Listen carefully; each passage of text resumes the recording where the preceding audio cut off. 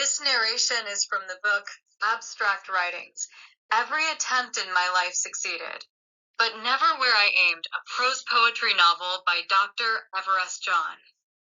The book consists of 20 short chapters, and it will be presented on this YouTube channel as a series of 5 videos of 4 chapters each exploring a fragment of life's unexpected journeys, misdirections, and quiet revelations. This is the first video in the series. We invite you to listen, reflect, and walk with us through these abstract moments of thought and experience. Thank you for your time and for your listening interest. Chapter 1, The River That Was Not a River. I started swimming in a river. It was meant to be small, a narrow story, a quick chapter of life that ends neatly, like a sentence that respects punctuation. The river looked innocent, as if it had signed a contract with the banks on both sides. We will not expand. We will not surprise. We will remain simple. I believed it. I stepped in with confidence, as if confidence itself could stop a current. At first, the water was friendly. It accepted my hands. It allowed my feet. It played around my ribs like a harmless idea. But then the river changed its face. Not suddenly, not violently, just like life changes. Slowly, politely, without permission. The current began to pull me. I corrected my direction. It pulled again. I corrected harder. That's the foolishness of human beings. We think destiny is a steering wheel. The banks began to fade, not into darkness, into distance. And the river kept widening, like a small problem that becomes a lifetime. Then I saw it. A horizon that wasn't part of my plan. Not the end of the river. The end of my control. The ocean. I reached my destination, but the destination was not mine. And I learned something that day. Sometimes life rewards your effort with a different ending.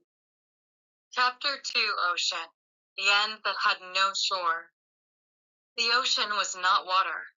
End that had no shore. There was a world.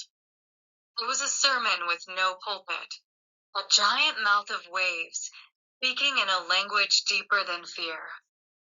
I tried to look back. There was no back. Only endless blue behind me, as if the river had erased itself to teach me a lesson properly. I floated.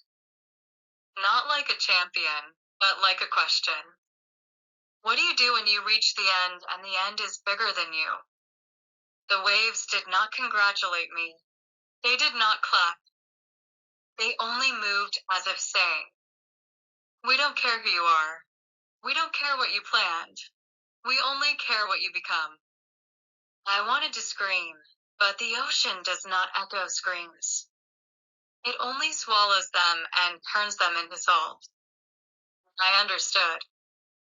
Some destinations are not trophies. They're tests. And the strange thing is I survived. Not because I was strong, but because a tiny part inside me said, if the ocean is the end of your swimming, then begin floating. So I floated. And that became my first victory. Learning to live inside an unexpected ending. Chapter 3, The Boy Who Thought Water Obeys. I was a boy once. Not by age. By thinking. Because true childhood is not years. It is the belief that the world will follow your instructions. That day, I swam like a man writing orders, and the water answered like a rebel. I believed I was in charge because my arms were moving.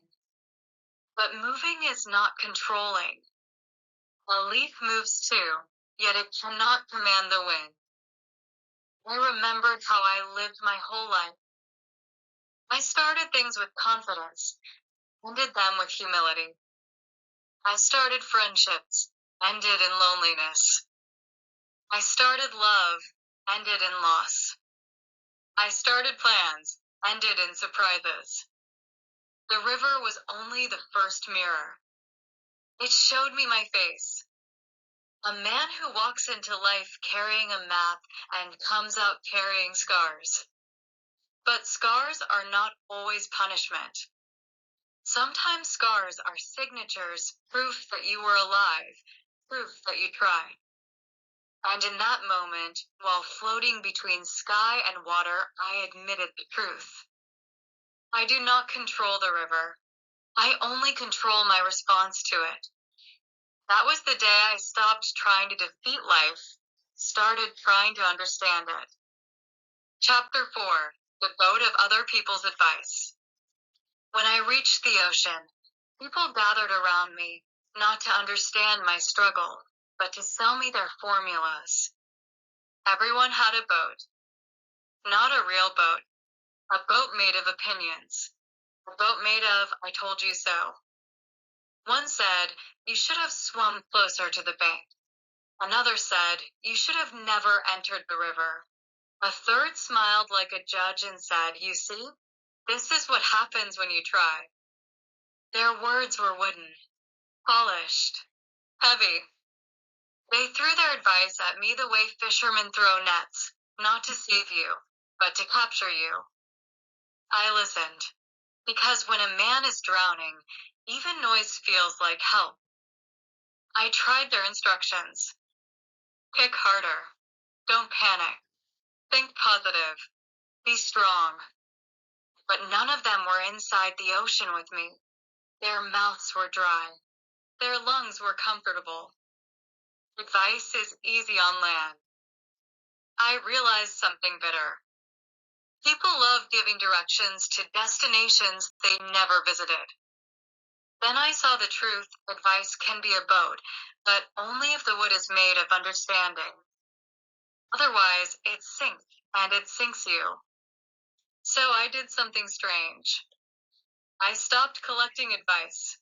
I started collecting silence. Because silence is honest.